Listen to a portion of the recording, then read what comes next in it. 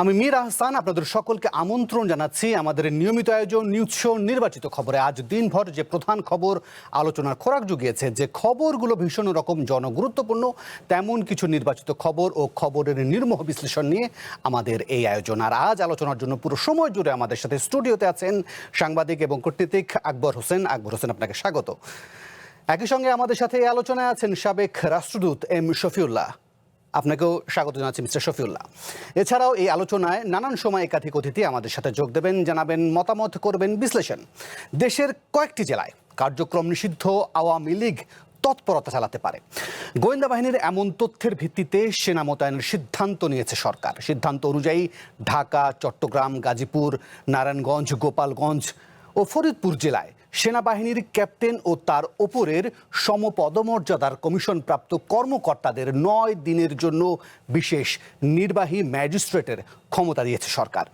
একই দিনে গুম, খুন ও গণহত্যার বিচারের দাবিতে রাজধানীতে সমাবেশের ডাক দিয়েছে জামায়াত, এনসিপি সহ ১১ দলীয় ঐক্য। প্রশ্ন হলো, গণ অভ্যুত্থানে ক্ষমতাচ্যুত আওয়ামী লীগের প্রতিষ্ঠাবার্ষিকীর কার্যক্রম নিয়ে সরকার কেন এত সতর্ক? কেন নিয়মিত পুলিশ বাহিনীর পাশাপাশি সেনা সদস্যদের মাঠে নামাতে হচ্ছে? এছাড়াও আজকের আলোচনায় আমরা বুঝতে চেষ্টা করব প্রধানমন্ত্রী তারেক রহমানের প্রথম রাষ্ট্রীয় সফর কি বার্তা দিচ্ছে, মালয়েশিয়া সফরে অর্জন কি, আর চায়নার কাছে প্রত্যাশা কেমন। চলুন শুরুতেই সেনা মোতায়েনের প্রতিবেদনটি দেখে আসি। ২৩ জুন আওয়ামী লীগের প্রতিষ্ঠা বার্ষিকী সামনে রেখে দেশের বিভিন্ন স্থানে ঝটিকা মিছিল করছেন কার্যক্রম নিষিদ্ধ আওয়ামী লীগের নেতাকর্মীরা। এই অবস্থায় নাশকতা এড়াতে ঢাকা, গাজীপুর, নারায়ণগঞ্জ, চট্টগ্রাম মহানগর, ফরিদপুর ও গোপালগঞ্জ জেলায় সেনা মোতায়েন করেছে সরকার। ৩০ জুন পর্যন্ত তারা মাঠে থাকবে। কার্যক্রম নিষিদ্ধ ওই যে মাফিয়া বাহিনী আওয়ামী লীগের কিছু অপতৎপরতা লক্ষ্য করা যাচ্ছে। বিভিন্ন ডিস্ট্রিক্টে আমরা দেখেছি তারা মিছিল মিটিং করার মতো কিছু কার্যক্রম হাতে নিয়েছে, দুই একটা দেখা গিয়েছে। তাতে করে আমাদের মনে হয়েছে তারা হয়তো একটা অস্থিরতা সৃষ্টির পায়তারা করলেও করতে পারে। কোন কোন জায়গায় তাদের অপতৎপরতা বৃদ্ধি পেয়েছে আমাদের ইন্টেলিজেন্স রিপোর্টের ভিত্তিতে আমরা সেটা করছি। অভ্যুত্থানে আওয়ামী লীগের পতনের পর অন্তর্বর্তী সরকারের ১.৫ বছর সেনাবাহিনী মাঠে থাকার পর চলতি মাসেই তাদের তুলে নেয়ার প্রক্রিয়া শুরু হয়। যদিও এরই মধ্যে আওয়ামী লীগের কর্মসূচি সামনে রেখে গুরুত্বপূর্ণ ৬টি জেলায় আবারও সেনা মোতায়েনের এই সিদ্ধান্ত এলো। গত ১৫ তারিখে সারা বাংলাদেশ থেকে সেনা সদস্যদেরকে প্রত্যাহার করা হয়েছে, যারা দীর্ঘ প্রায় ১.৫ বছর যাবৎ মাঠে ছিল, ইন্টারিম গভর্নমেন্টের সময় ছিল। কিন্তু আমরা নির্বাচিত সরকার আসার পরে আমরা যত শীঘ্র সম্ভব তাদেরকে মাঠ থেকে প্রত্যাহার করা হয়েছে। কিন্তু এখন যেটা আমরা কয়েকটা জায়গায় ডিপ্লয় করতে যাচ্ছি সেটার সাথে ওই পরিস্থিতির কোনো মিল নাই। এটা ইনএড টু সিভিল পাওয়ার। চাঁদাবাজি সহ বিভিন্ন অভিযোগে নারায়ণগঞ্জ ৩ আসনে বিএনপির এমপি আজহারুল ইসলাম মান্নানের ছেলে যুবদল নেতা খায়রুল ইসলামকে ডিবি হেফাজতে নেয়ার বিষয়েও সাংবাদিকদের প্রশ্নের জবাব দেন স্বরাষ্ট্রমন্ত্রী। আইনের চোখে সবাই সমান।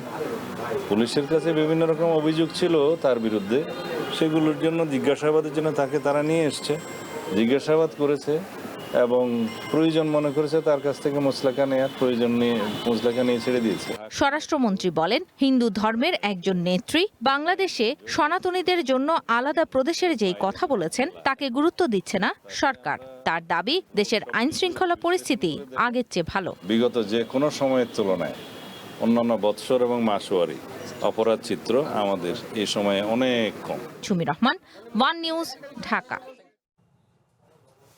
প্রতিবেদন দেখছিলাম। আকবর হোসেন, আপনাকে দিয়ে আলোচনাটা শুরু করতে চাই। গণ অভ্যুত্থানে একটা দল ক্ষমতাচ্যুত হলো যার শীর্ষ নেতৃত্ব পলাতক, এবং একই সঙ্গে এটাও বলা যায় যে দলটার কার্যক্রম নিষিদ্ধ। ফলে এরকম একটা পরিস্থিতিতে এই দলটিকে নিয়ে সরকারের যে কার্যক্রম আপনি লক্ষ্য করছেন, তাদের প্রতিষ্ঠাবার্ষিকী নিয়ে আগামীকাল বেশ কিছু কার্যক্রমের ঘোষণা তারা দিচ্ছেন নানান প্ল্যাটফর্ম থেকেই। যা কার্যক্রম নিচ্ছে, এটা কি বাড়তি সতর্কতা মনে হচ্ছে নাকি এটা খুব স্বাভাবিক যা দেখছেন? মানে আওয়ামী লীগের যে কথাটা বলা হচ্ছে, এইটা একমাত্র রিজন বলে আমার মনে হয় না।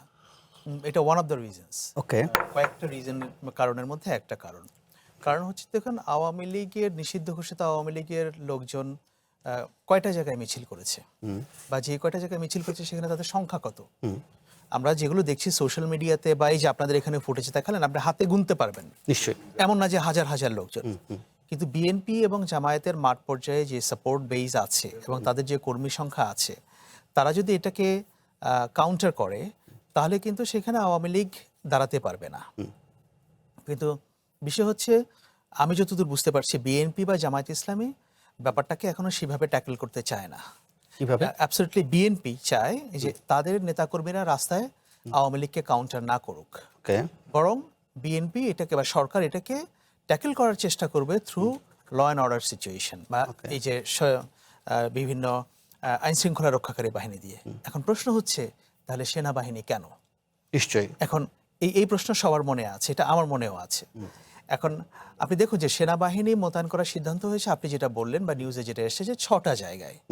তাহলে কি আওয়ামী লীগ এই 6টা জায়গাতেই রিগ্রুপড হবে? এখানেই কি সবচেয়ে বেশি তারা সভা সমাবেশ করবে? অন্য কোনো জায়গায় করবে না?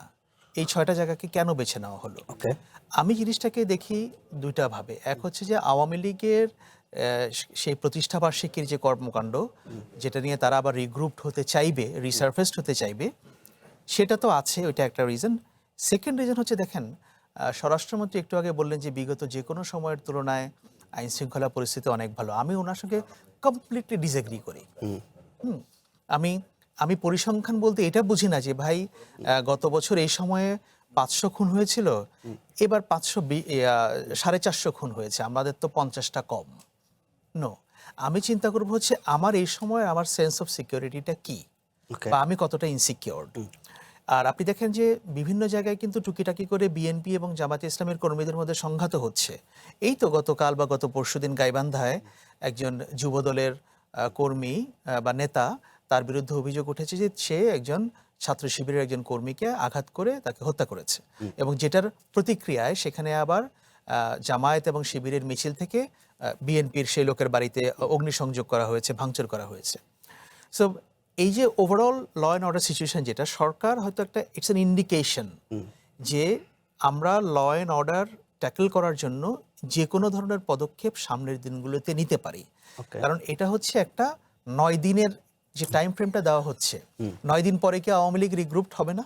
নিশ্চয়ই। তাহলে 9 দিন কেন? এই 9 দিনটা ইটস এ টেস্ট কেস। অর্থাৎ সরকার এর মাধ্যমে একটা বার্তা দিল, যদি সামনের দিনগুলোতে ল অ্যান্ড অর্ডার খারাপ হওয়ার কোনো বেশি ডেটোরেট করার কোনো ইঙ্গিত বহন করে বা সেদিকে যায়, তাহলে সরকার যে কোনো পদক্ষেপ। আপনি কি কোনো কারণে পুলিশকে নিষ্ক্রিয় দেখেন? পুলিশকে নিষ্ক্রিয় হতে দেখেন, পুলিশ যেরকম সেরকমই। আর অভ্যুত্থানের সময় পুলিশের ভূমিকা এটা সবাই জানে। এখন সেই পুলিশ বাহিনী তো পরিবর্তন হয়নি। আপনি 6 তারিখ বা 5 তারিখ সকালবেলা পর্যন্ত তো পুলিশ ঢাকার রাস্তায় গুলি করে মানুষ মেরেছে, বিভিন্ন জায়গায় মেরেছে, সাভারে মেরেছে, ঢাকায় মেরেছে না? তো সেই পুলিশ ফোর্স, সেই সদস্যরা তো রয়ে গেছে এখনো। হয়তো আপনি কিছু পরিবর্তন করেছেন, পরিবর্তন করে কি করেছেন, যে ঢাকায় ছিল তাকে আপনি রংপুরে দিয়েছেন, যে রংপুরে ছিল তাকে আপনি সাতক্ষীরা দিয়েছেন, বা কয়েকশো আপনি ওএসডি করেছেন। ব্যাপারটা তো এই দাঁড়িয়েছে, এর বেশি তো আর কিছু হয় নাই। সো পুলিশকে নিয়ে একটা আস্থার সংকট আছে, সেটা মানুষের মধ্যেও আছে, এবং একই সঙ্গে আমি মনে করি সরকারও সেটা রিয়ালাইজ করে। বাট আপনি যদি 5ই আগস্টের আগে পরে সেই সময়টাতে সেনাবাহিনীর ভূমিকা দেখেন, দ্যাট ওয়াজ কমপ্লিটলি ডিফারেন্ট। তারা জনগণের পক্ষে অবস্থান করেছিল, মানুষের লাইফ তারা সেভ করেছে। সুতরাং সেনাবাহিনীর প্রতি মানুষের একটা আস্থা বরাবরই আছে। আর আমি এখানে কেন ল অ্যান্ড অর্ডার ট্যাকল করার একটা ইন্ডিকেশন হিসেবে এটাকে ধরছি, আপনার মনে থাকবে যখন বিএনপি সরকার 2001 সালে ক্ষমতায় আসে, ঠিক এখন যে সিচুয়েশন ল অ্যান্ড অর্ডার নিয়ে তৈরি হচ্ছে, এরকম না হলেও ব্যাপারটা তখনকার সময় কিন্তু আরো বেশি খারাপ ছিল।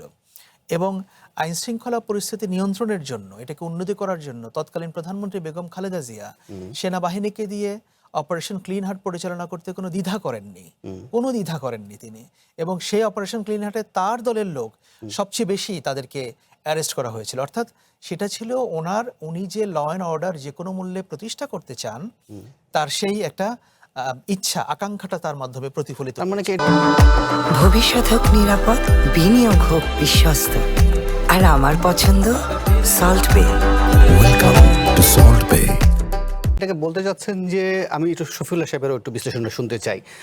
Awami League just tools, but main চিন্তাভাবনাটা হচ্ছে যে আইন শৃঙ্খলা রক্ষা, সেটাকে মানে দৃশ্যমান করা, কিন্তু সেই দৃশ্যমান করতে গেলেও তো আপনার নিয়মিত যে ফোর্স আছে সেটা তো পুলিশের উপরই বা আইন শৃঙ্খলা রক্ষাকারী বাহিনী যেটাকে আমরা বলি তার উপরে তো নির্ভর করতে হবে।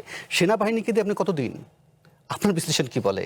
এর মধ্যে কি অন্য কোনো কিছু দেখেন কিনা? হ্যাঁ, অবশ্যই আছে, কারণ সরকার যখন এরকম একটা পদক্ষেপ নিয়েছে, যেখানে সেনাবাহিনী প্রায় 2 বছর মাঠে ছিল, তার ফেরত গেছে এবং সঙ্গত কারণেই একটা ডেমোক্রেটিক ইলেক্টেড সরকার এখন ক্ষমতায় আছে, স্বাভাবিকভাবেই একটা মেসিভ ম্যান্ডেট নিয়ে তারা ক্ষমতায় আসছে।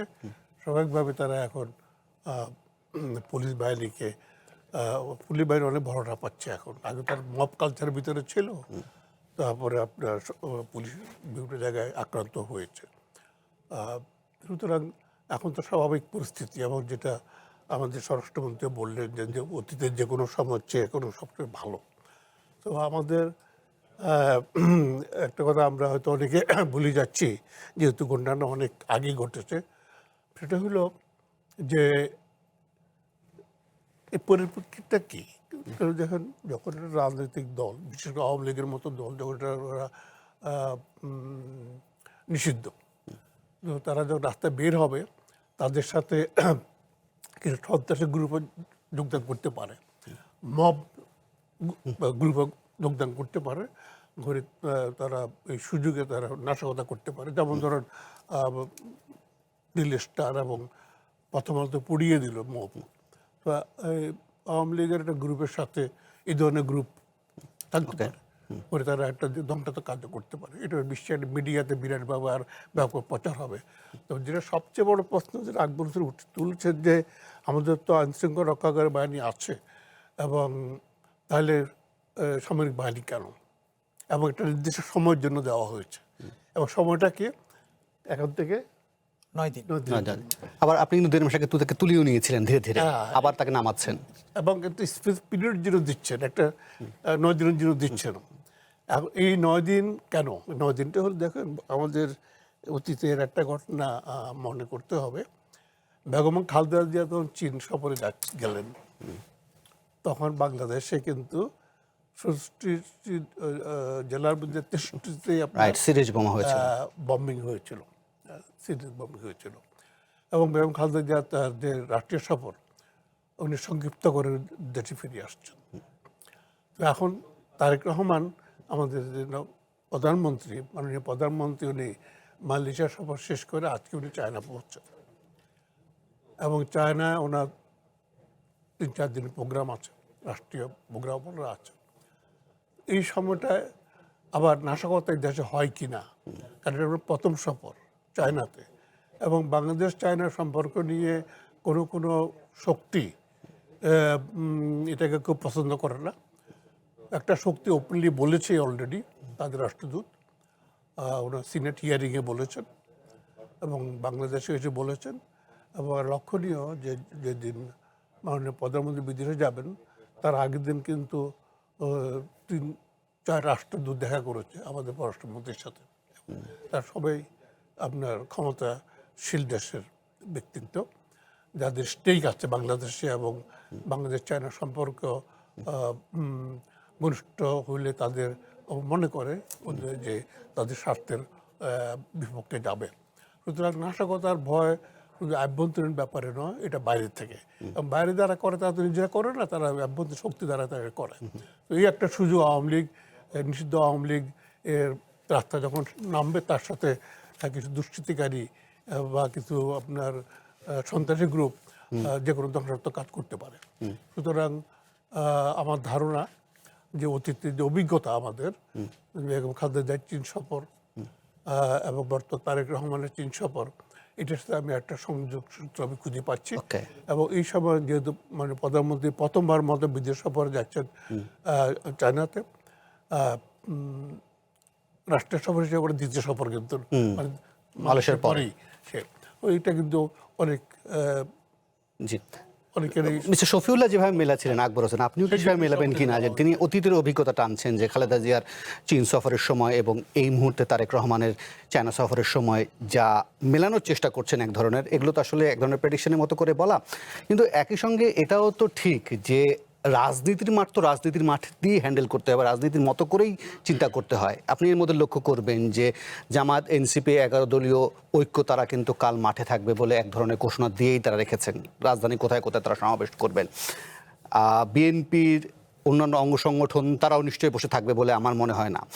ফলে রাজনীতির মাঠ কি কোনো কারণে একদিক থেকে উত্তপ্ত, এর বাইরে উনি অন্য সিগনিফিকেন্স মেলাচ্ছেন যে একটা চীনের সাথে সফর, বাংলাদেশের অন্যান্য ভূ রাজনৈতিক অবস্থান মিলে এক ধরনের কোনো না কোনো শঙ্কা মাথা চাড়া দেয়। কিন্তু দিন শেষে তো রাজনীতি, সেটাকে তো রাজনৈতিকভাবে মোকাবেলা করতে হবে। একটা দলকে যদি আপনি বলেন তার কার্যক্রম নিষিদ্ধ করেন, দলটাকে তো নিষিদ্ধ করেন না, ফলে সেও তো চাইবে তাকে কোনো না কোনোভাবে জানান দিতে। সেক্ষেত্রে করণীয়টা কী হবে তাহলে? কার্যক্রম নিষিদ্ধ করা আর দল নিষিদ্ধ করার মধ্যে আমি আসলে মোটা দাগে কোনো ডিফারেন্স সেই অর্থে পাই না। এটাকে হয়তো অনেকে একটা সূক্ষ্ম দাগে এটা ভাগ করার চেষ্টা করে, যাই হোক সেটা অন্য জিনিস। এখন মানে আমার কাছে যেটা মনে হয় যে এখানে তো অনেকগুলো মেনি ভেরিয়েবলস অ্যাট প্লে। এই কারণ আপনি সেনাবাহিনী যখন নামানো হয়েছে তার মানে সরকার রিয়েলাইজ করছেন বা সরকার বুঝতে পারছেন যে এটার প্রয়োজন আছে, এবং স্বরাষ্ট্রমন্ত্রী তো পরিষ্কারভাবেই বলেছেন যে গোয়েন্দা তথ্যের ভিত্তিতে করেছেন। এবং কার্যক্রম নিষিদ্ধ যে সংগঠন আওয়ামী লীগ, তারা যেটা করছে বা করতে পারে, কারণ তারা তো যে কোনো কিছু করতে পারে, যে কোনো কিছু করতে পারে। এই জন্য যে আপনি কয়েকদিন আগে দেখলেন ঢাকায় তারা একটা মিছিল করলো, জাস্ট একটা ককটেল ফুটে সেটা ছবি তুলে সেটার প্রচার করলো। তো এরকম কাজ হতে পারে এবং সেটা যে কোনো জায়গায় হতে পারে। তো সরকার যদি জানে যে এটা হতে পারে এবং এটা হচ্ছে, তাহলে সরকার সেই ঝুঁকিটা কেন নেবে? এটা নেওয়ার তো কোনো রিজন নাই। আর প্রধানমন্ত্রীর চীন সফরের ব্যাপারটা, হ্যাঁ উনি সেখানে যাচ্ছেন, এটা অন্য অনেকেই হয়তো ভালোভাবে নিচ্ছে না, আমাদের প্রতিবেশীরাও ভালোভাবে নিচ্ছে না। আমি গতকালকে এবং আজকে ইন্ডিয়ান মিডিয়াগুলো একটু স্ক্যান করলাম, স্ক্যান করে সেখানে যেটা দেখলাম যে তাদের মূল মানে হেডলাইনই হচ্ছে যে ভারতকে বাইপাস করে তারেক রহমানের চীন যাত্রা বা চীন সফর। এখন Bangladesh is a sovereign nation. বাংলাদেশের ফরেন পলিসি তো আর সাউথ ব্লক থেকে নির্ধারণ করা হয় না, যেটা আগে হতো, এখন হয় না। তো বাংলাদেশ কোন দেশ সফর করবে বাংলাদেশের প্রধানমন্ত্রী, এটা একান্তই বাংলাদেশের নিজস্ব ব্যাপার। বাংলাদেশ যদি চীন সফর দিয়ে শুরু করেন প্রধানমন্ত্রী, এর অর্থ এই না যে আবার অন্য দেশের সঙ্গে সম্পর্ক খারাপ হবে, ব্যাপারটা তো তা না। হ্যাঁ, যদি সময় সুযোগ হয়, কূটনৈতিক সম্পর্ক উন্নয়ন হয় বা আরও সেখানে সুযোগ থাকে অনেক কিছুর, তাহলে অন্যান্য দেশগুলো ধীরে ধীরে এটা সফর হবে। এটা হওয়ার তো কোনো, এখন ব্যাপার হচ্ছে যে এই বিষয়টাকে সামনে রেখে যেটা স্যারও যেটা বললেন যে বাইরের শক্তি যদি কোনো কিছু করতে চায়, তারা তো ইন্টারনাল ফোর্সগুলোকে ইউজ করতে চাইবে। তো সেই আশঙ্কাটা তো থেকে যায়, সুতরাং ওইটাকে উড়িয়ে দেওয়া যায় না আর কি। আর অন্যান্য যেগুলো ল অ্যান্ড অর্ডার কথা বললাম সেটা তো আছেই। কিন্তু টুলসের জায়গা থেকে তো বলছিলেন স্যার একটা বিষয়, যে টুলস হিসেবে আওয়ামী লীগ সামনে এনে অন্যান্য অন্যান্য ভূ রাজনৈতিক যারা শক্তি আছে আশপাশের, তারা এক ধরনের গেম প্ল্যান করতে পারে। কিন্তু আবার এটাও যদি আপনি রাজনীতির বাস্তবতায় চিন্তা করেন, একটা সময় খেয়াল করবেন আপনি, যখন 17 বছরের টাইমটা, সেই সময় এরকম দেখা যেত যে বিএনপি জামায়াত ঝটিকা মিছিল বের করতো, মাঠে থাকতো 14 দল, সামলাতো পুলিশ, একসঙ্গে 14 দল এবং পুলিশ নেমে এটাকেও সামাল দেওয়ার মতো। এখনও আপনি একটু বাস্তবতা যদি দেখেন, যে সেই তো তাই দাঁড়াচ্ছে যে এখন আওয়ামী লীগ কোনো পয়েন্ট থেকে চুটছাট টুকটাক ঝটিকা মিছিল বের করছে, মাঠে থাকছে 11 দল, পাশে বিএনপি, এবার হচ্ছে পুলিশ, সাথে সেনাবাহিনী।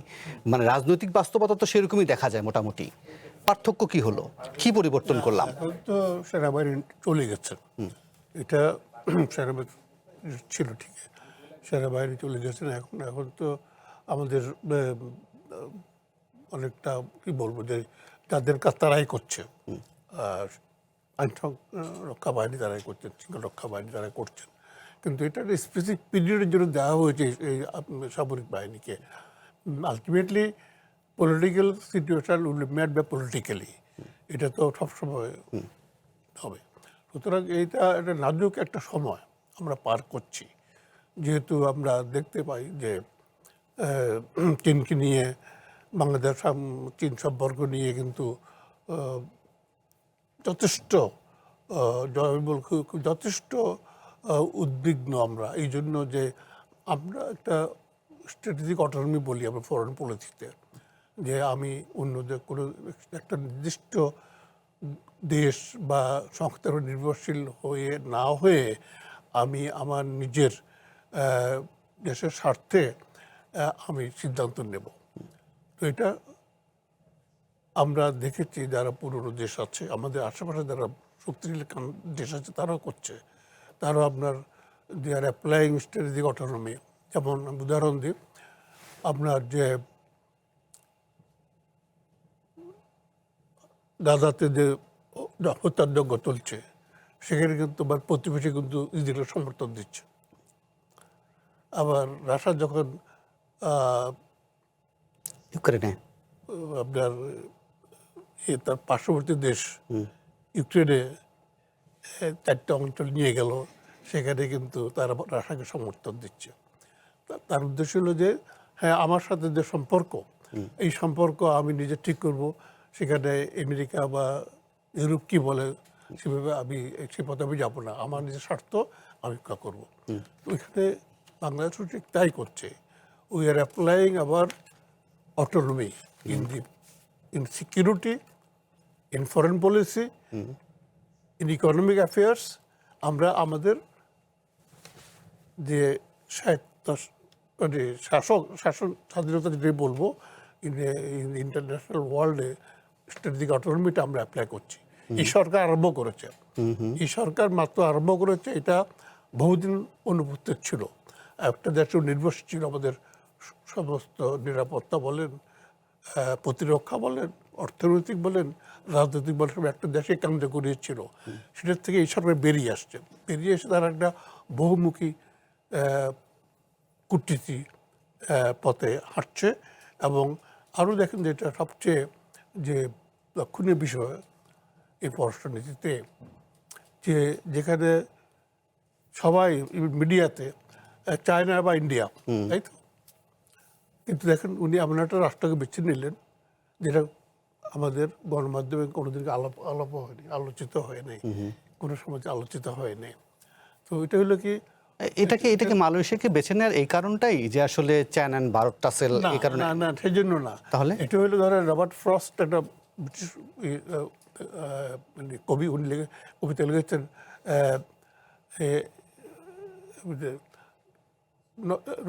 Road not taken.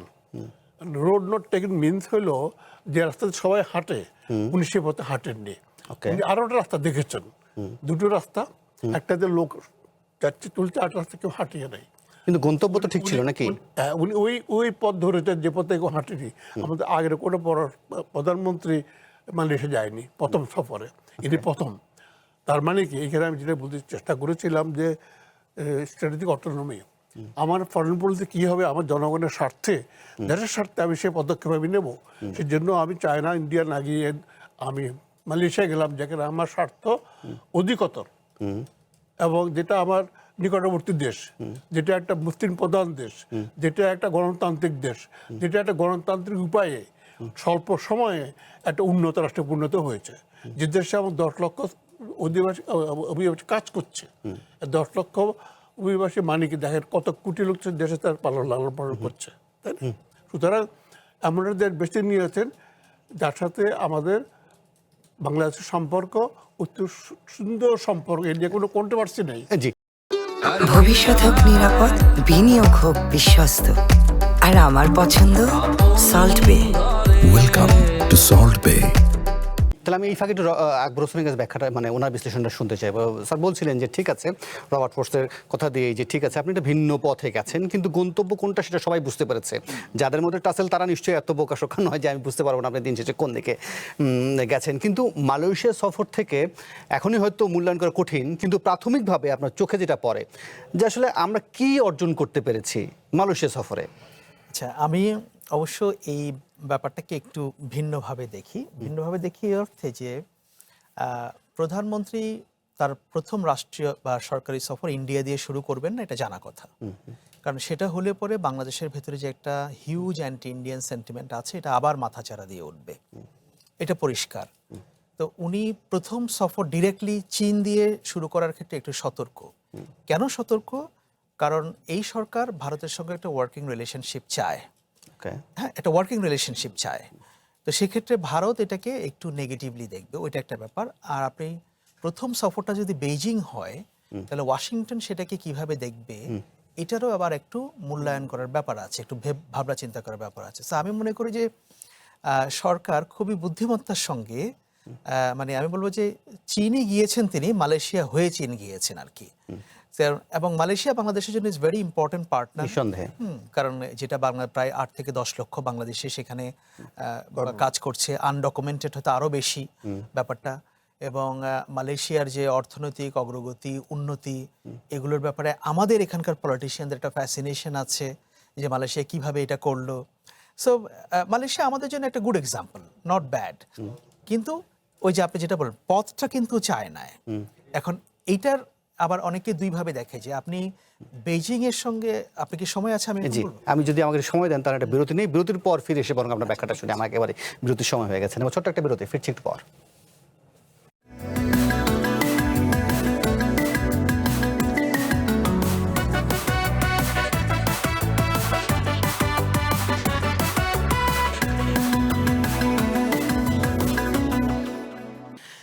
আবার আমন্ত্রণ নির্বাচিত খবরে। আকবর হোসেন আপনাকে থামিয়েছিলাম, যদিও বলছিলাম ভারত এবং চীনের টাসেলের প্রসঙ্গটা, এর মাঝখান দিয়ে কি আমরা কি আমেরিকাকে ভুলে যাচ্ছি কিনা? কারণ প্রধানমন্ত্রী সফরের 2 দিন আগে সম্ভবত তিনি এটা ইঙ্গিতপূর্ণ মন্তব্য করছিলেন যে আমেরিকার উপর আস্থা রাখলে দীর্ঘমেয়াদে ভুল করবে না বাংলাদেশ। আচ্ছা দেখুন, চীন যাওয়া বা চীন এবং আমেরিকা এটা মিউচুয়ালি এক্সক্লুসিভ কোনো ব্যাপার না যে আপনার চায়নার সঙ্গে ভালো সম্পর্ক থাকলে আমেরিকার সঙ্গে থাকতে পারবে না, ব্যাপারটা এরকম না। আমি কয়েকটা উদাহরণ দিই যে এমন বহু দেশ আছে যারা চীনের সঙ্গে খুবই ভালো সম্পর্ক এবং একই সঙ্গে আমেরিকার সঙ্গে খুবই ভালো সম্পর্ক। যেমন সিঙ্গাপুর, সিঙ্গাপুরের সঙ্গে চীনের সম্পর্ক খুবই গভীর। সিঙ্গাপুরে চীনের প্রচুর ইনভেস্টমেন্ট, তাদের টেকনোলজি ক্ষেত্রে বিভিন্ন জায়গায়। একই সঙ্গে সিঙ্গাপুরের সঙ্গে আমেরিকার কিন্তু একটা স্ট্র্যাটেজিক অ্যালায়েন্স আছে। সেটা জাপান বা দক্ষিণ কোরিয়ার মতো না, কিন্তু সেটা অনেকটা হচ্ছে যে আমেরিকান ফ্লিটগুলো সিঙ্গাপুর মানে তাদের ইয়ে করার জন্য, এটা হচ্ছে যে হ্যাঁ তারা রোটেট করে আমেরিকান ফ্লিটগুলো সেখানে সিঙ্গাপুরে। এটা গত কয়েক দশক ধরে এটা হচ্ছে।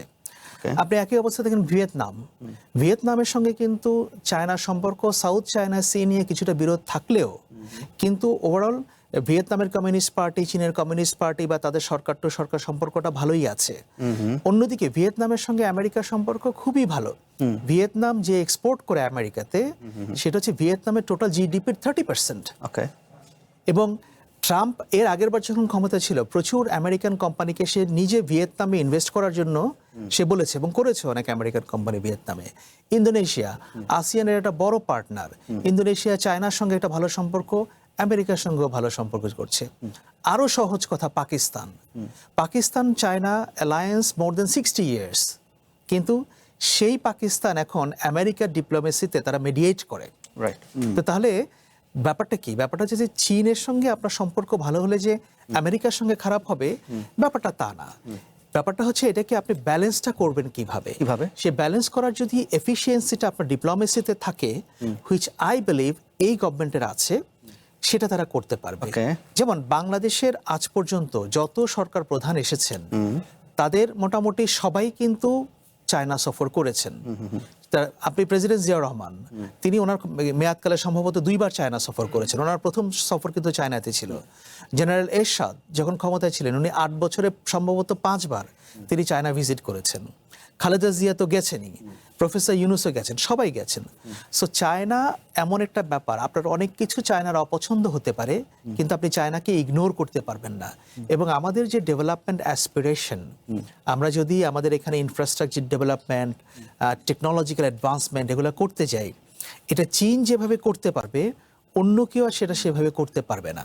নিশ্চয়ই সেটি সেজন্য হচ্ছে চায়নার সঙ্গে বাংলাদেশের সম্পর্কটা দরকার, কিন্তু ব্যাপারটা এরকম না যে চীনের সঙ্গে ভালো হলে আমেরিকার সঙ্গে খারাপ হবে। নিশ্চয়ই। মিস্টার শফিউল্লাহ, আপনি কিভাবে ব্যাখ্যা করবেন বা বিশ্লেষণ করবেন আকবর হোসেন যেটা বলছিলেন, আসলে ব্যালেন্সড করবো কিভাবে? কারণ আমাদের বে অফ বেঙ্গল নিয়ে ধরুন এখানে যে কারো একজনের উপস্থিতি, সেটা মার্কিনীদেরই হোক চায়নারই হোক, বা মানে সেখানে কেউ কারো উপস্থিতি আসলে একচ্ছত্র দেখতে চায় না। ফলে আমরা ব্যালেন্সড করবো কিভাবে, এই যেটা আকবর হোসেন বলছিলেন। অনেক উদাহরণ দিয়েছেন। চায়নার সাথে ইন্ডিয়ার বিজনেস কত? $145 billion. Can you imagine? China এবং ইন্ডিয়ার ভিতরে $145 বিলিয়ন ট্রেড বিজনেস ভলিউম। সুতরাং ওই যে বলা হচ্ছে friendship with you is not against him, my friendship with you is not against him. You see, যেখানে আপনার সাথে আমার প্রয়োজন বা আপনার আমার সাথে প্রয়োজন, মিউচুয়াল ইন্টারেস্ট যেখানে কনভার্স করবে, সেখানে আপনার সাথে আমার সম্পর্ক হবে। তেমনিভাবে ওনার সাথে যদি যে এরিয়াতে আমার স্বার্থর মিল হবে, সেখানে ওনার সাথে আমার আমার আমার সম্পর্ক হবে। এই ডিপ্লোমেসি এটাই হলো, আপনি ব্যালেন্স বলতে পারেন, এটাকে আপনি অটোনমি বলতে পারেন। আমি সবার সাথে সম্পর্ক রাখতে চাই, কিন্তু মিউচুয়াল ইন্টারেস্ট, যেখানে আমার ইন্টারেস্ট আপনার ইন্টারেস্ট মিলে যাবে, সেখানে আমরা এক হয়ে যাব, আবার কাজ করব। এইভাবে বাংলাদেশ চেষ্টা করছে করার জন্য। এইভাবে বাংলাদেশ কারো পৃথিবীর অনেক দেশ এটা করছে, উনি উদাহরণ দিয়েছেন। অনেক সব দেশে তাই চেষ্টা করছে। কোন দেশ চায় না আরেকটা দেশের সাথে শত্রুতা করতে, কোনো প্রয়োজন না আমার। বরং যদি একটা রাষ্ট্রের সাথে সম্পর্ক খুবই ভালো থাকে, আমি তার চেয়ে লাভবান হতে পারি। সুতরাং এখানে বাংলাদেশ যে আজকে সম্পর্ক করার চেষ্টা করছে বা সম্পর্ক এটা ক্রমবর্ধমান, উনি উদাহরণ দিয়েছেন চায়নার সাথে যে সম্পর্কের কথা। ইভেন সবচেয়ে ভালো সম্পর্ক ছিল হাসিনার সময়। রোড বেল্ট ইনিশিয়েটিভ, যে BRI, যেটা বেল্ট অ্যান্ড রোড ইনিশিয়েটিভ, যেটা চীনের, সেটা কিন্তু হাসিনা স্বাক্ষর করে 2016 সালে। 2016-তে কিন্তু চাইনিজ প্রেসিডেন্ট বাংলাদেশ সফর করেছেন, তাই না? বাংলাদেশের বড় বড় যে ইনফ্রাস্ট্রাকচার দেখছেন, অবকাঠামো, সব কিন্তু হাসিনার সময় হয়েছে চাইনিজদের সাথে, তাই না? সুতরাং তার সাথে কি ভারতের সম্পর্ক, হাসিনার সবচেয়ে ভালো সম্পর্ক ছিল। তো দিস ইজ দ্য থিং। আপনার আজকে চায়নার সাথে সম্পর্ক ভালো হলে যে অন্যদের সাথে সম্পর্ক খারাপ হবে তা তো নয়। উদাহরণ তো সামনেই আছে। ইভেন কদিন আগে তো যুক্তরাষ্ট্রের প্রেসিডেন্ট চায়না বিদ্রোহ করে আসছেন, আর আমরা তো আমেরিকার সাথে একটা বাণিজ্য চুক্তি করেছি মাত্র, তাই না? ওকে, নিশ্চয়ই। বরং এই ফাঁকে আমার যদিও আমাদের আলোচনাটা চলে এসছে একেবারে সফর কেন্দ্রিক, ফলে আমাদের যে প্রসঙ্গটি শুরু করেছিলাম সে প্রসঙ্গটা ছোট্ট করে জানা দরকার। কারণ আপনাদের সাথে আলোচনার মধ্য থেকে একটা ইন্টারেস্টিং বিষয় স্যার তুলে এনেছিলেন, যে আসলে বেগম খালেদা জিয়া যখন সফর হচ্ছিল তখন বাংলাদেশেও এখানে বেশ বড় সিনারিও ঘটেছিল। সেই স্মৃতি যদি মাথায় আসে, তাহলে আমাদের আইন শৃঙ্খলা পরিস্থিতি নিয়ে উদ্বিগ্ন হবার যথেষ্ট কারণ আছে। ফলে আমরা চট্টগ্রাম পুলিশ সুপার মাসুদ আলমকে আমাদের সাথে আলোচনায় যোগ করে নিতে চাই। মাসুদ আলম, একটু জানতে চাইবো যে যখন প্রধানমন্ত্রী একটি সফরে আছেন, একই সঙ্গে যখন আওয়ামী লীগ নিষিদ্ধ কার্যক্রম যাদের রয়েছে তাদের যেমন একটি কালকে প্রোগ্রাম আছে, সেটিকে ঘিরে আবার 6টি জেলায় সেনা মোতায়েনও করা হচ্ছে। আমি বরং একটা ছোট্ট উদাহরণ দিয়ে আপনার কাছে জানতে চাইবো যে ধরেন গাজীপুর মহানগর যুবলীগের একটা মিছিল, আপনি যদি সবাই খেয়াল করে থাকেন তাহলে দেখবেন যে সেখানে একেবারে সরাসরি পুলিশকে উদ্দেশ্য করে সেই মিছিল থেকে বলা হচ্ছে যে সামনে আসবি না মায়েরা ফালামু। এরকম ছোটোখাটো যেই মিছিলই দেখা যাক না কেন, যখন এই ধরনের হুমকি আসে, একই সঙ্গে মাঠে নিয়মিত বাহিনীর জায়গায় সেনাবাহিনীকে দেখা যায়, তখন আসলে এই প্রশ্নটা কি সামনে আসে কিনা যে পুলিশ কি কোনো কারণে নিষ্ক্রিয়?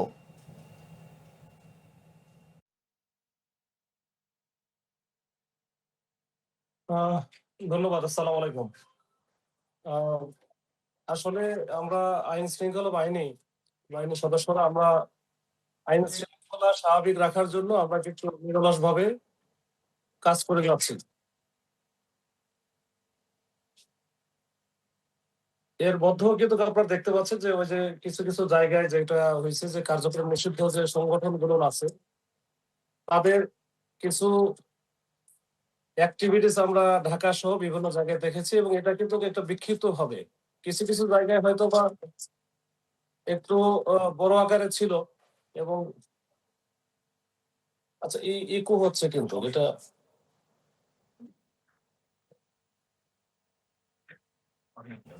আচ্ছা, আমি আর একটু বলি, ওই যে এদের যে আপনি যে উদাহরণটা দিলেন, এটা আমি আসলে নিজে থেকেই বলতে চাচ্ছিলাম। তো এইখানে এই ধরনের যারা এই যে যেভাবে বক্তব্যটা করলো, এইখানে কিন্তু যারা অপরাধী যারা আছে এবং বড় ধরনের অপরাধী যারা আছে, তারাও কিন্তু পুলিশকে দেখে এই ধরনের কথা বা এই ধরনের বডি ল্যাঙ্গুয়েজ কিন্তু করেন।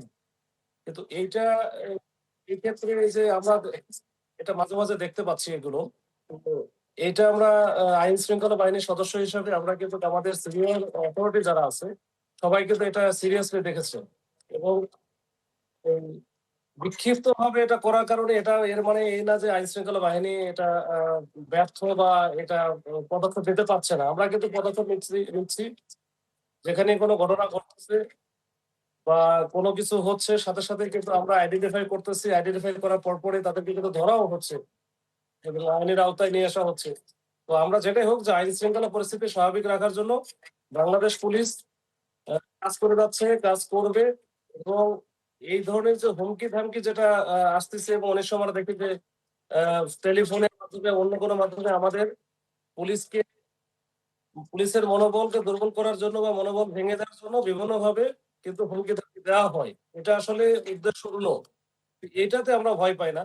আর এটা হয়তো বা এই যে আইন বাংলাদেশ সেনাবাহিনী মোতায়েনের ব্যাপারে সরকারের যে দৃষ্টিভঙ্গি সেটা ভিন্ন ব্যাপার, সেটা সরকার হয়তো বা সতর্ক থাকার জন্য বা অতি সতর্ক থাকার জন্য এই কাজটা করেছে। এটা কিন্তু আমি মনে করি না যে আইন শৃঙ্খলা বাহিনীর এক্ষেত্রে ব্যর্থতা বা অন্য কোনো কিছু আছে। আমরা কিন্তু কাজ করে যাচ্ছি। আরেকটা জিনিস ছোট্ট করে জানতে চাইবো, আমরা দেখছিলাম যে কালকের কার্যক্রম নিয়ে 11 দল, জামায়াত এনসিপি নেতৃত্বাধীন 11 দল এবং একই সঙ্গে বিএনপিরও বেশ কিছু অঙ্গ সংগঠন তারা রাজনীতির মাঠে থাকবে। এখন এই যে ক্ষমতাসীন দল বা বিরোধী দল তাদের অঙ্গ সংগঠন যদি মাঠে থেকে আইন শৃঙ্খলা হাতে তুলে নেয় তখন পুলিশ কি করবে?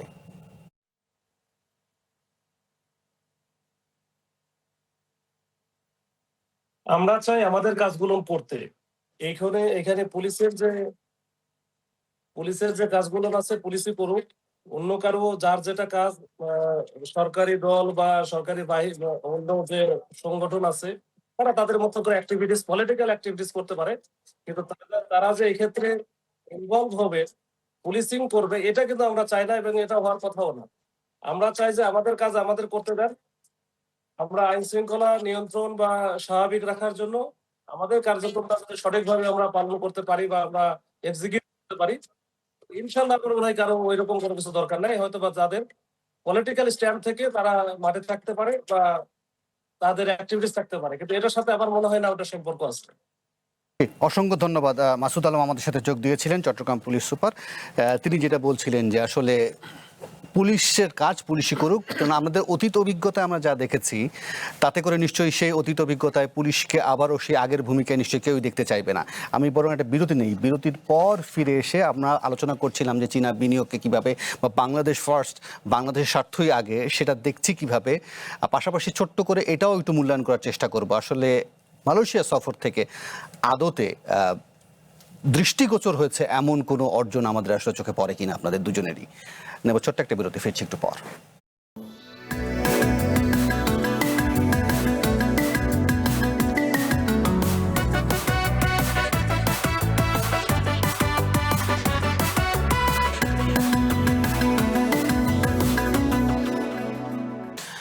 আবার আমন্ত্রণ নির্বাচিত খবরে। আকবর হোসেন, আপনার কাছ থেকে একটু বিশ্লেষণ শুনতে চাইবো যে আপনি শুনছেন মাসুদ আলমের বক্তব্যের জায়গা থেকে, এটাও শুনতে চাইবো নিশ্চয়ই যে ধরেন আমরা আমাদের আলোচনায় শুরু করেছিলাম যে কার্যক্রম নিষিদ্ধ আওয়ামী লীগের যে কালকে প্রতিষ্ঠাবার্ষিকী, সেটা নিয়ে আইন শৃঙ্খলা পরিস্থিতি, সেনামতের নানান প্রসঙ্গ। এখন প্রশ্নের জায়গাটা হচ্ছে ধরেন আবারও ঘুরে যখন ওখানেই আসলো, ছোট্ট করে একটু মন্তব্যটা শুনে নিতে চাই যে আসলে মাঠে পুলিশ থাকছে, সেনাবাহিনী থাকছে, এই রাজনৈতিক গোলগুলো থাকার আসলে কতটা, কারণটা কি, কেন থাকতে হয় তাদেরকে মাঠে? মানে ধরেন না থাকলেই ভালো হতো, সেটা এক্সপেক্টেড। এখন সেই রাজনৈতিক দলও বলতে পারে যে আমাদেরও তো মিটিং মিছিল করার আমরা করতে পারি। হ্যাঁ, তো ততটুকু পর্যন্ত ঠিক আছে। তারা যদি মিটিং মিছিলই করে বা একটা জায়গায় করে জনগণের কোনো অসুবিধা না করে সেই মিটিং মিছিল করে, তাতে কারো কোনো আপত্তি থাকার কথা না। কিন্তু তারা যদি আবার মনে করে, তাদের মধ্যে যদি এই ধারণা হয় যে না, police is not doing enough, so we have to act, তারা যেন ওই মনোভাব নিয়ে সমাবেশে না আসে বা সেরকম কোনো কিছু ঘটানোর চেষ্টা না করে। সেটা যদি করে সেখানেই হবে বিপত্তি আর কি। আদারওয়াইজ তারা তাদের সমাবেশ করবে, করুক, জনগণের অসুবিধা না করে, পুলিশ তার কাজ করবে। পুলিশ যদি কোথাও সহিংসতা দেখে বা কোনো কিছু করে, সেটা পুলিশ করতে পারে, তাতে কোনো অসুবিধা নেই। অতীত অভিজ্ঞতা তো যেটা বলে সেটা আসলে তো নামেই বা নামানোই তো হয় আসলে প্রতিপক্ষকে। আসলে এটার একটা হিস্ট্রি আছে, আমি আপনাকে বলি যে আমরা আগে হরতাল তো দেখেছি প্রচুর, তো যারা হরতাল ডাকতো তারা কিন্তু হরতাল ডাকতো, তারা পিকেটিং করতো, সেই অনুযায়ী হরতাল হতো বা হতো না, হোয়াটএভার। কিন্তু আমরা 1996 সালে যখন আওয়ামী লীগ ক্ষমতায় আসলো, ওই প্রথমবারের মতো আমরা দেখলাম যে হরতালও প্রতিহত করা যায়, এবং হরতাল প্রতিহত করার জন্য আওয়ামী লীগের নেতাকর্মীদের রাস্তায় নামানো হলো। ওই প্রথম আমরা শুনলাম যে আচ্ছা হরতালকেও প্রতিহত করা যায়। হ্যাঁ, ওই ওই ওই সেই যে চললো, সেই কালচার তো আওয়ামী লীগ যখনই ক্ষমতায় ফিরে আসতো এই 2026 সাল পর্যন্ত, 24 সাল পর্যন্ত তো তারা সেটা করেছে। এবং আমরা এটাও দেখেছি যে আদালত রায় দিয়েছে, রায় দেওয়ার পরে কি করে আদালত চত্বরে লাঠি মিছিল করতে হয়, আদালতের উপর প্রেশার তৈরি করতে হয়, এটা আমরা আওয়ামী লীগের সময় দেখেছি 1996 সালে। ডক্টর কামাল হোসেন বস্তি উচ্ছেদ করা যাবে না, এই জন্য তিনি রিট করেছিলেন হাইকোর্টে, সেজন্য সব বস্তিবাসীকে নিয়ে অনেককে ডক্টর কামাল হোসেনের বাসার সামনে বসিয়ে দিয়েছিল আওয়ামী লীগের লোকজন, যে উনি কেন বস্তু উচ্ছেদ করা যাবে না বলে উনি রিট করলেন। তো অনেক কিছু আসলে যদি ইফ ইউ লুক ব্যাক তাহলে এটা সামনে আসবে। এখন আপনি যেটা বলছেন যে কেন আবার তারা আসবে, এটা তো আওয়ামী লীগের সময় আমরা দেখতাম। তা আমি বলবো যে ততটুকু পর্যন্ত এটা এক্সপেক্টেড না থাকাই ভালো ছিল, কিন্তু ততটুকু পর্যন্ত গ্রহণযোগ্য যদি তারা অন্যকে ডিস্টার্ব না করে, জনগণের কোনো অসুবিধা না করে তারা তাদের সভা সমাবেশ করে, এবং তারা যেন পুলিশের ভূমিকায় অবতীর্ণ না হয়, ততটুকু পর্যন্ত ঠিক আছে। কিন্তু তারা যদি পুলিশের ভূমিকায় অবতীর্ণ হয় তাহলে পরে ঠিক না। আবার যখন আপনি প্রধানমন্ত্রীর বক্তব্য শোনেন, তিনি যখন বলেন যে পরাজিত শক্তি যখন আপনার কাছে ভালো থাকবেন, তখনই আসলে এক ধরনের, তিনি তো বলছেন না প্রতিহিংসার কথা, সেই প্রতিহিংসার যে দরকার নেই সেটা তো মানে প্রতিফলিত হয়। কিন্তু আবার যখন এই ধরনের রাজনৈতিক বিষয়গুলো সামনে আসে, তখন কি মনে হয় যে সর্বোচ্চ লিডার যা চাচ্ছেন বাকিরা কি তা চাচ্ছেন? না, দেখেন, প্রতিহিংসা করা একটা জিনিস, আর আপনি রাজনৈতিকভাবে তাদেরকে মানে কন্টেস্ট করা সেটা হচ্ছে আরেকটা জিনিস। হ্যাঁ, এখন প্রতিহিংসা বলে আপনি কোনটাকে প্রতিহিংসা বলবেন? যেমন কেউ যদি অপরাধ করে তার বিচার হতে হবে, তাই না? আপনি যদি কেউ অপরাধ করলে তার বিচার না করে আপনি যদি বলেন যে না এটা তো প্রতিহিংসা, আমি চরিতার্থ করব না, ব্যাপারটা তো ওইটা, উনি ওইটা মিন করেন নাই। হ্যাঁ, কারণ হচ্ছে কি যে প্রতিহিংসা ইজ এ ব্রডার ওয়ার্ড, একটা এটার অর্থটা অনেক বড়। এখন একটা লোক যদি মার্ডার করে, একটা লোক যদি আরো অন্য কোনো ধরনের অন্যায় করে, তাহলে তার সাজা লাগবে না? সেটা তো লাগবে। কিন্তু আমার ধারণা প্রধানমন্ত্রী ওটা মিন করেন নাই। উনি ইন জেনারেল সোসাইটির মধ্যে যে একটা, যে ধরেন এই যে কি বলে হিসাব নিকাশ, পাল্টা হিসাব নিকাশ, বদলা নেওয়া, প্রতিহিংসা করা, উনি সেটাকে মিন করেছেন যে ব্যাপারগুলো যেন, কালচারটা যেন ওইরকম না হয়। কিন্তু দেশের আইন, দেশের বিচার ব্যবস্থা যেটা করবে সেটা নিয়ে তো কারো আপত্তি থাকবে না। নিশ্চয়ই। আমি বরং এই ফাঁকে ছোট্ট করে, অনেকক্ষণ ধরে তাকে আমাদের সাথে যুক্ত করে রেখেছি, তার একটু মন্তব্য শুনে তাকে বিদায় দিতে চাই। তিনি ঢাকা উত্তর মহানগর বিএনপির সদস্য সচিব মোস্তফা জামান। যদি একটু ছোট্ট করে আমাকে বলেন যে কালকে তো মাঠে পুলিশ, নিয়মিত আইন শৃঙ্খলা রক্ষাকারী বাহিনী আছেই, একই সঙ্গে 6টি জেলায় সেনা মোতায়েন করা হয়েছে, এর বাইরে কেন 11 দল সহ বা আপনারা বিএনপির বিভিন্ন রাজনৈতিক দল তাদেরকে কেন মাঠে থাকতে হচ্ছে? কি মানে কেন, কারণটা কি?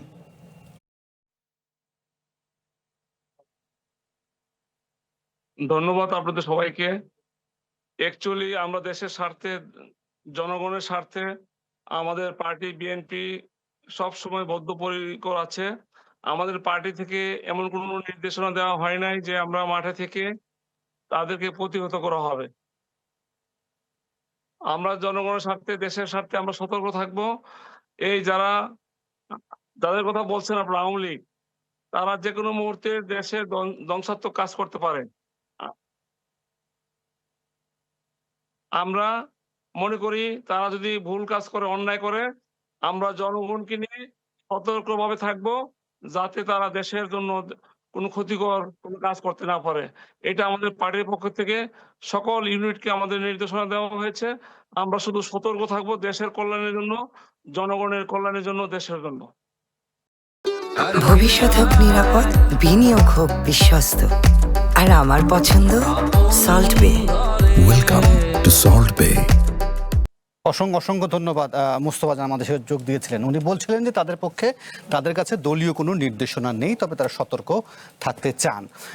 মিস্টার শফিউল্লাহ, এই বিষয়ে যদি আপনার ছোট্ট মন্তব্য থাকে নিশ্চয়ই সেটা শুনবো। পাশাপাশি একেবারে শেষের দিকে এসেছি, চায়না সফর শুরু হয়ে গেছে, ফলে সেটারও প্রত্যাশা একটু শুনতে চাইবো। আমি এই সম্বন্ধে একটা কথা বলবো যে আমাদের যে পলিটিক্যাল কালচার, সংস্কৃতি চলে আসছে, এটা বন্ধ করতে হবে।